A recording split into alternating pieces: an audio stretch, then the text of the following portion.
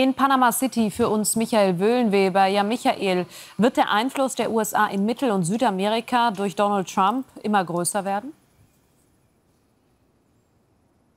Also auf jeden Fall wird der Donald Trump versuchen, den Einflussbereich zu erweitern und vor allen Dingen auch weiter Druck zu machen. Mein Eindruck ist ja schon, dass Donald Trump mit der Übernahme der Kontrolle des Panama-Kanals es durchaus auch ernst meint, dass er da versucht, maximalen Druck aufzubauen. Die andere Theorie, die ist, dass er diesen Druck ausübt, um etwas im Gegenzug dazu zu bekommen. Zum Beispiel die Grenze von Panama zu Kolumbien dicht zu machen für Flüchtlinge, damit da der Zustrom von Migranten in die USA nicht oder besser weiter begrenzt wird. Das kann natürlich auch durchaus sein. Marco Rubio hat ja nicht unbedingt sehr forciert das Thema Panama-Kanal jetzt noch einmal in den Vordergrund gestellt, aber hat dennoch klar gemacht, dass es diese amerikanischen Interessen gibt. Ja, also auch für die anderen Länder, denke ich, wird es so sein, dass Donald Trump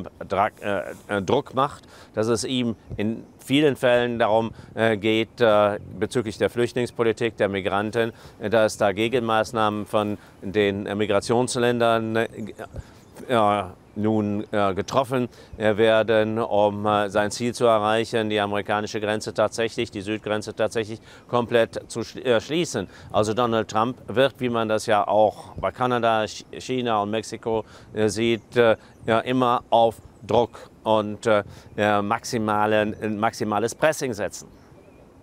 Ja, und blicken wir noch auf den Zollstreit mit Kanada, China und Mexiko. Du hast ihn angesprochen. Wird Trump sich durch diese Gegenmaßnahmen, die die Länder angekündigt haben, beeinflussen lassen?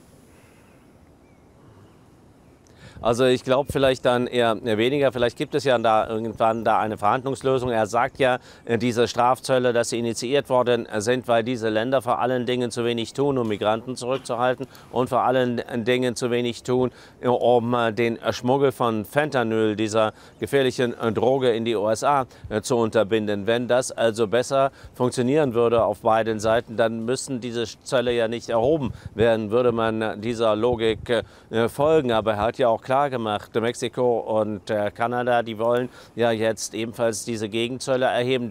Und das steht ja in diesem Erlass auch drin, wenn das der Fall sein sollte, dass er mit weiteren Zöllen droht, also die Zollschraube weiter anzieht. Da droht eine Eskalation. Und die Frage ist natürlich, schadet das auch den USA? Natürlich schadet das den USA. Die Preise in den USA werden steigen. Das wird er seinen Wählern zuerst einmal dann erklären müssen. Aber klar ist auch, dass die USA am längeren Hebel sitzen. Für Kanada und Mexiko ist der Export in die USA deutlich wichtiger als umgekehrt. Michael Wöhlenweber, danke schön nach Panama.